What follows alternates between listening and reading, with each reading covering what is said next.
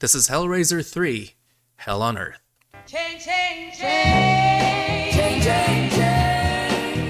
In Hellraiser 2, Pinhead, played by Doug Bradley, was split in two. His human vanilla self, Elliot Spencer, and the manifestation of his wild side, everyone's favorite spiky kink demon. Pinhead is trapped in a creepy sculpture, the Pillar of Souls. J.P. Monroe stumbles upon this evil sculpture in an art gallery and buys it like it's a piece from IKEA.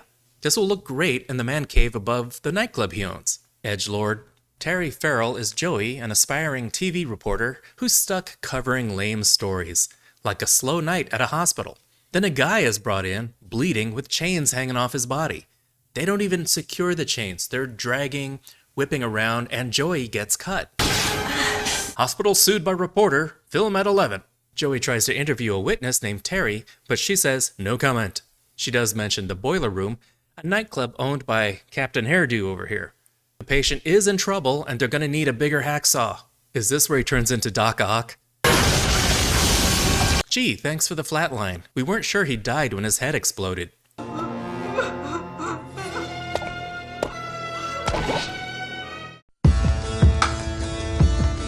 Joey's convinced there's a bigger story here, but nobody cares.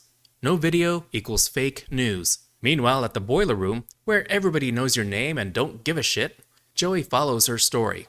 She's hoping to find the girl from the hospital.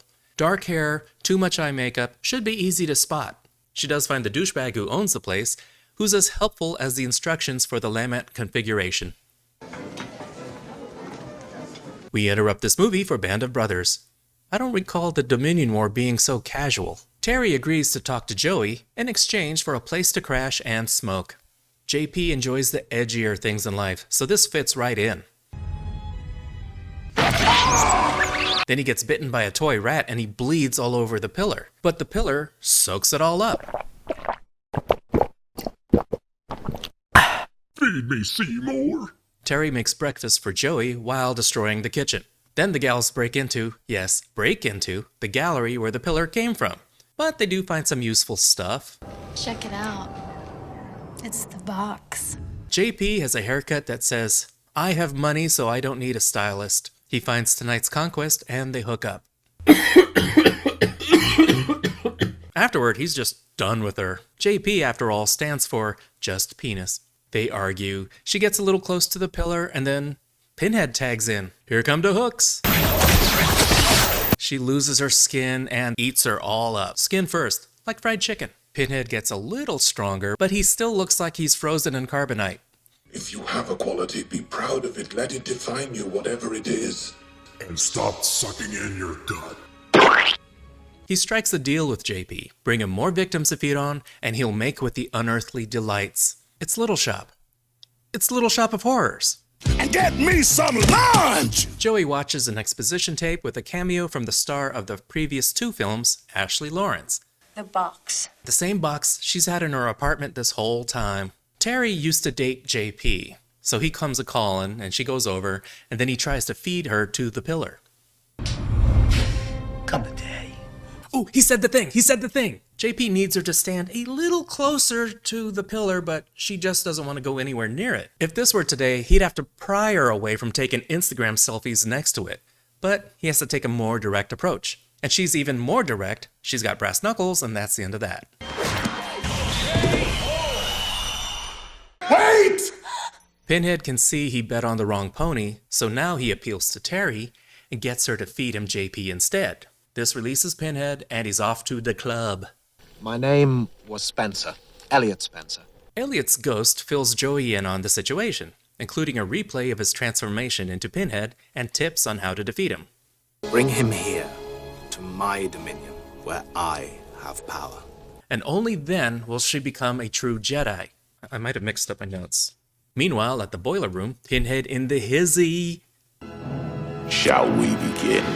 Shots. Pinhead just wipes out everybody. The clientele, the people who work there. These people just wanted to dance and possibly do illicit drugs. They weren't hurting nobody. Pinhead needs new Cenobites, since they were all killed in the last movie by Megatron. Joey sees this on TV, so she grabs a box and heads out. It's safe to assume that this nude broadcast is an illusion. How do you lure a TV reporter into a trap? With a big story full of lots of dead people. Joey arrives just in time to save nobody. There are so many bodies all over the place, and Pinhead is like, They were like that when I got here. She runs away, a power line breaks, and then a fire hydrant explodes, so now she's being chased by electrified water. I didn't question it. If people can outrun the wind, Oh, that's okay.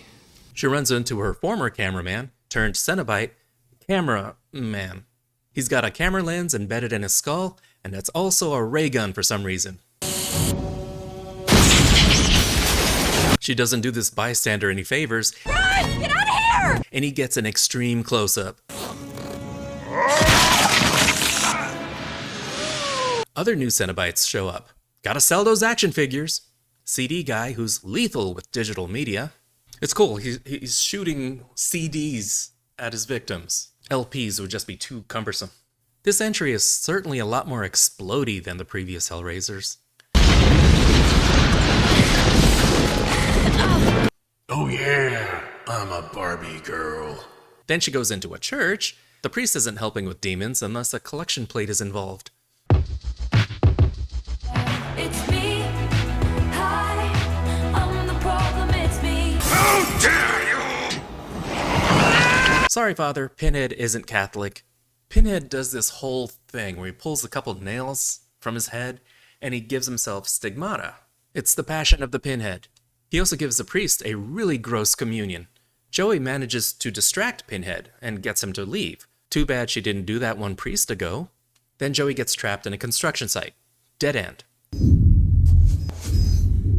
Terry and JP are Cenobites now. Her theme is smoking and he's... I think this is a sex thing. Down the dark decades of your pain. Joey tinkers with the box and uses it against the Cenobites. Look out, she's got a side. The Cenobites get sucked into the box.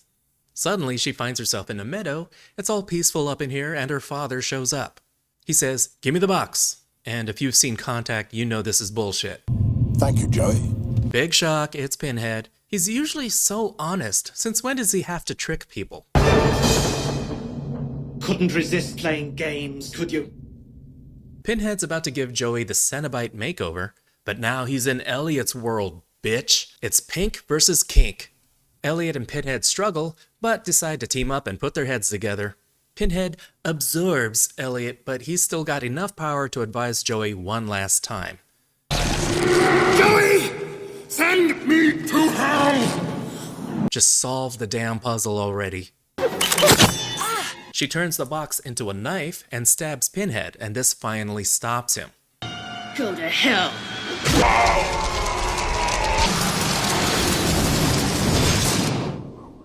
And like that, it's over.